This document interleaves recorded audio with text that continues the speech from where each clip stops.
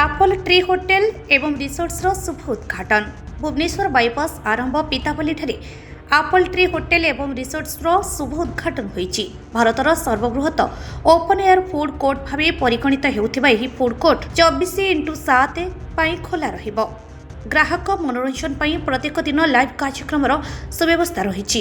ଏହି ହୋଟେଲରେ 2 ଏକର ଜମିରେ 15,000 ବର୍ଗଫୁଟ ବିଶିଷ୍ଟ ଫୁଡ୍ କୋର୍ଟ, 15,000 ବର୍ଗଫୁଟ ବିଶିଷ୍ଟ ଭୋଜି ଲନ୍ ଏବଂ 22,000 ବର୍ଗଫୁଟ ବିଶିଷ୍ଟ ପାର୍କିଂ ସୁବିଧା ରହିଛି। ପ୍ରତ୍ୟେକ ରାଜ୍ୟର ଖାଦ୍ୟ ଏହି ଫୁଡ୍ କୋର୍ଟରେ ଉପଲବ୍ଧ ରହିଛି।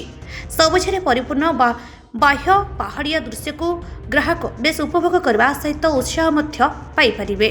ଏହି ରିସୋର୍ଟର ଭୋଜି ଲନ୍ ବା ଇଭେଣ୍ଟ ପ୍ଲେସ୍ ବିସ୍ତୃତ ସବୁଜ ସ୍ଥାନଗୁଡ଼ିକ ଆଦର୍ଶ ପୃଷ୍ଠଭୂମି ଯୋଗାଇବ, ଯେପରିକି ବିବାହ, ଜନ୍ମଦିନ ଉତ୍ସବରେ ଏକାଠି ହେବା ଏବଂ କର୍ପୋରେଟ୍ ଇଭେଣ୍ଟ ଇତ୍ୟାଦି। ଏହି ଆପଲ୍ ଟ୍ରି ହୋଟେଲ ଓ ରିସୋର୍ଟର ସମସ୍ତ ବର୍ଗର ଗ୍ରାହକଙ୍କ ପାଇଁ ସବୁ କ୍ଷେତ୍ରରେ ସୁବିଧା ହେବ ବୋଲି ମ୍ୟାନେଜିଂ ଡାଇରେକ୍ଟର ଆତିଶ ଦାସ ପ୍ରକାଶ କରିଛନ୍ତି।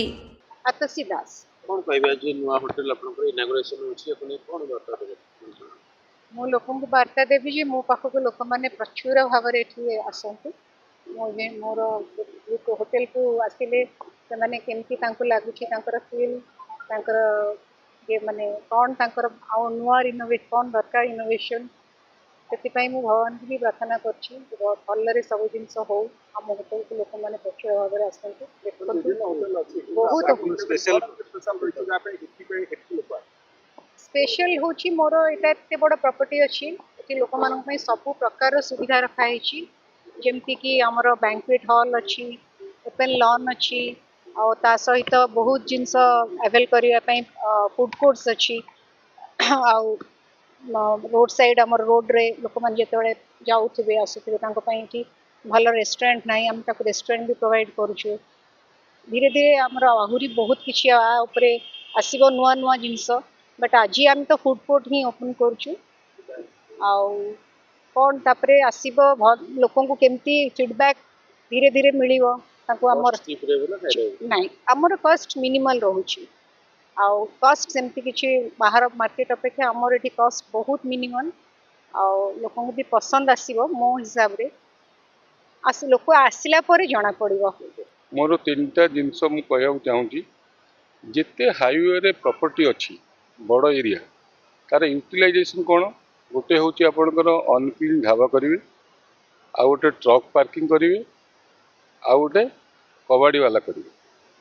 ଏଇ 3ଟା ଜିନିଷ ସବୁ ହାଇୱେରେ, ସାରା ଭାରତ ବର୍ଷରେ ଏ ହାଇୱେରେ ଏହା ଦେଖାଯାଏ। ଆମେ ସେଇ କନସେପ୍ଟଟାକୁ ବଦଳାଇବା ପାଇଁ ଆମେ ଭାବିଲୁ ଯେ ହାଇୱେରେ ଯେଉଁ ଫର୍ଷ୍ଟ କନସେପ୍ଟ ହେଉଛି ଯେ ସିଟି ଭିତରେ ପାର୍କିଂ ନାହିଁ, ମେଜର ହେଇଛୁ ପାର୍କିଂ ନାହିଁ। ମୋ ପାଖରେ 22,000 ସ୍କୋୟାର ଫିଟ୍ର ପାର୍କିଂ ଅଛି। ବାହାଘର ବ୍ରତଘର ବିଭିନ୍ନ ଭେରାଇଟିର ଜିନିଷ ଆମେ କରିପାରିବୁ। ସେକେଣ୍ଡ ହେଉଛି ଆମେ 24x7 24x7 ଆମେ ଫୁଡ୍ କୋର୍ଟ ଖୋଲା ରଖୁଛୁ। ଆପଣଙ୍କୁ ବ୍ରେକଫାଷ୍ଟ ମିଳିବ, ଲଞ୍ଚ ମିଳିବ, ଡିନର ମିଳିବ, ସ୍ନାକ୍ସ ମିଳିବ। ପ୍ଲସ୍ ଏଇଟା ହେଉଛି ଭାରତର ପ୍ରଥମ ସବୁଠୁ ବଡ଼ open air food court. 15,000 square ଫିଟ୍ରେ ଓଡ଼ିଶାରେ ତ ନାହିଁ, ଭାରତ ବର୍ଷରେ ବି ନାହିଁ। ଯାହା ବି ଆପଣ ଦେଖୁଥିବେ ସେଇଟା ମୋଷ୍ଟଲି ଢାବା ସାମ୍ନାରେ ଅଛି। ଏଇଟା କିନ୍ତୁ ଗୋଟେ ଆମ୍ବିଏନ୍ସ ୟାର ଅଲଗା, ୟା ଭିତରକୁ ଲୋକ ଆସିବେ। ପ୍ଲସ୍ ଦେଖନ୍ତୁ, ଆପଣ ଯଦି ଆପଣ ଖାଲି ଓଡ଼ିଶାରେ ଦେଖିବେ ବାରିପଦାରୁ ବ୍ରହ୍ମପୁର, ଆପଣ ଭଲ ଟଏଲେଟ୍ଟେ ପାଇବେ। ଆମ ପାଖରେ ଗୋଟେ ୱାଶରୁମ୍ ବ୍ଲକ୍ ଅଛି, ଯେଉଁଠି ଆପଣଙ୍କର ମାନେ ସଫିସିଏଣ୍ଟ ଲୋକଙ୍କର ୱାଶରୁମ୍ ଆଉ କ୍ଲିନ୍ ୱାଶରୁମ୍ ମିଳିବ। ଆମେ ଏବେ 5 ଷ୍ଟାର୍ 3 ଷ୍ଟାର୍ କିଛି କରୁନୁ। ଆମେ ଭାବୁଛୁ ଲୋକଙ୍କୁ ସବୁ ସୁବିଧା ଆଗେ ଦିଆଯାଉ। ଡ୍ରାଇଭରମାନଙ୍କ ପାଇଁ, ସେଫରମାନଙ୍କ ପାଇଁ ବି ସେପାରେଟ୍ ଆମର ୱାଶରୁମ୍ ଅଛି 22,000 ସ୍କୋୟାର ଫିଟ୍ ଭିତରେ।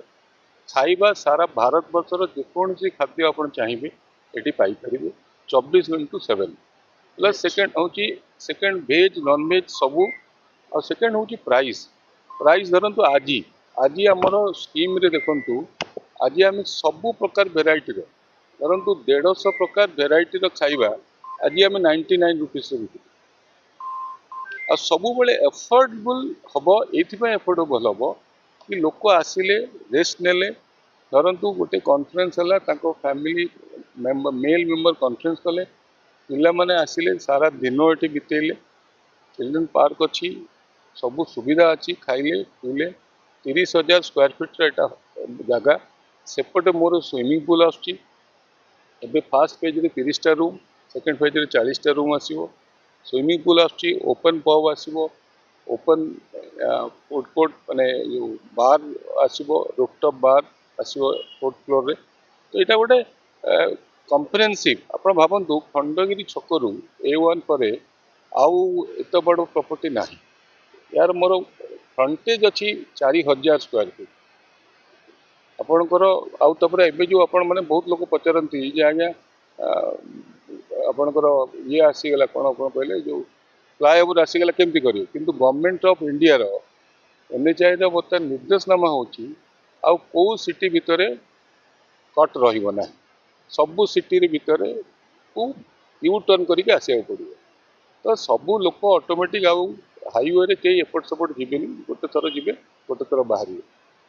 लोकेशन जो अच्छी है वो माने जानी ये जगह पितापल्ली हूँ शुणु एमती आप भुवनेश्वर कटक कटक रु भुवनेश्वर आसला बेले रसुलगढ़ आप जमी रसुलगढ़ हूँ भुवनेश्वर कटक आड़ू एंट्रेंस यहाँ खोर्धा आड़ू यहाँ फर्स्ट एंट्रेंस पितापल्ली यहाँ हूँ फर्स्ट पितापल्ली जोटी आप बाईपास है पूरा बाईपास होकर को बारंगे बाहर यहाँ यहाँ हूँ आरंभ यहाँ हूँ भुवनेश्वर आरंभ जेहेतु खोर्धा पाखे अच्छी लोक पितापल्ली खोर्धा भावुं रसुलगढ़ आगे भावुले कटक अच्छी तो से भाया यहाँ हूँ भुवनेश्वर आरंभ bureau report live live Odia.